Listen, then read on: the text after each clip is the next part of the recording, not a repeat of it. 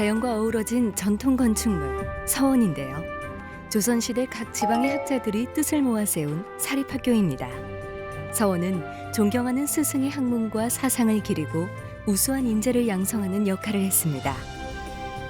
서원 곳곳에선 당시 유학자들의 학교 생활과 마음에 새겨야 할 가르침을 찾을 수 있습니다. 한번 찾아볼까요?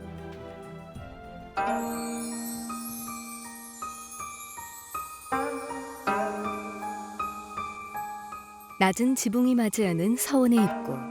서원에 들어서는 이는 누구나 고개를 숙여 예를 갖추라는 의미입니다. 그리고 스승을 존경하는 마음으로 발걸음도 조심했습니다.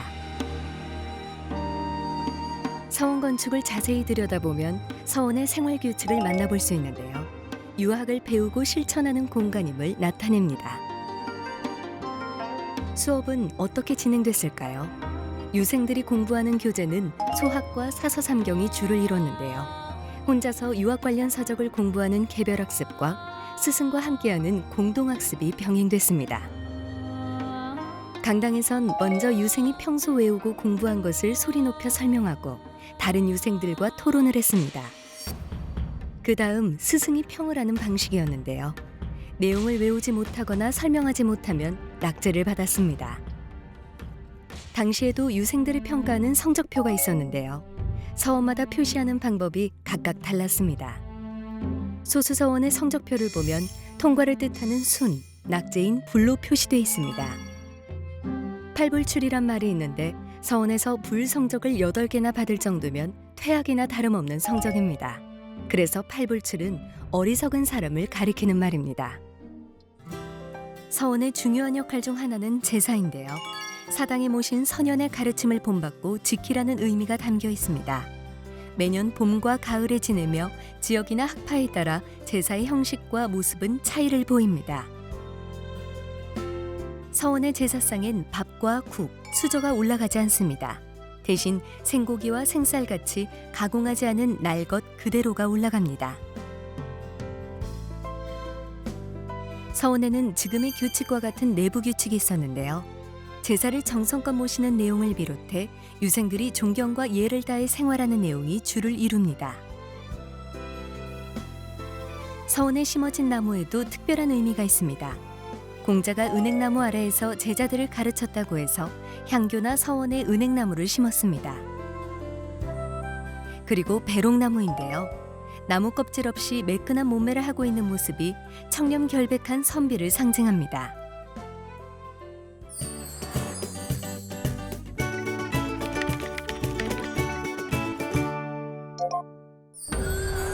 서원이 자리 잡은 곳은 두 가지의 요건을 갖췄습니다.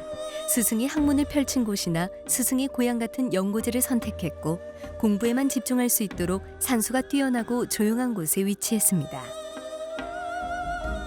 자연과 함께 학문을 깨우치는 서원의 특징은 입구에 위치한 누라는 건축물에서 드러나는데요. 유학자들이 모임을 갖거나 시를 읽고 경치를 감상하며 쉬던 곳입니다.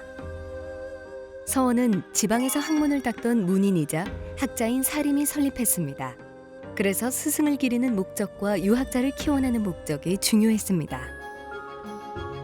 서원 건축은 이를 따라 교육 공간인 강당, 동제, 서제, 제한 공간인 사당으로 배치합니다.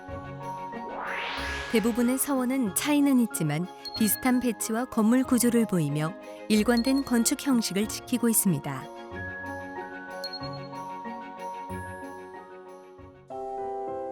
교육 공간에서 가장 규모가 큰 건물은 강당인데요. 대청마루에서 스승과 유생들이 모여 수업을 했습니다.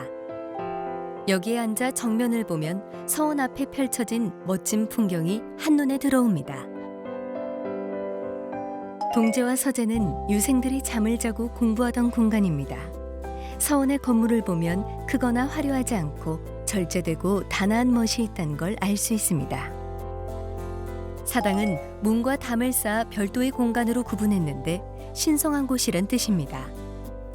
출입문 중 가운데 문은 혼령과 제사에 쓰이는 물건들이, 사람들은 보통 동쪽 문으로 들어가 서쪽 문으로 나오는 방식으로 이용했습니다. 장판각도 서원의 중요한 건축물인데요. 책을 만들고 책판을 보존하던 곳입니다.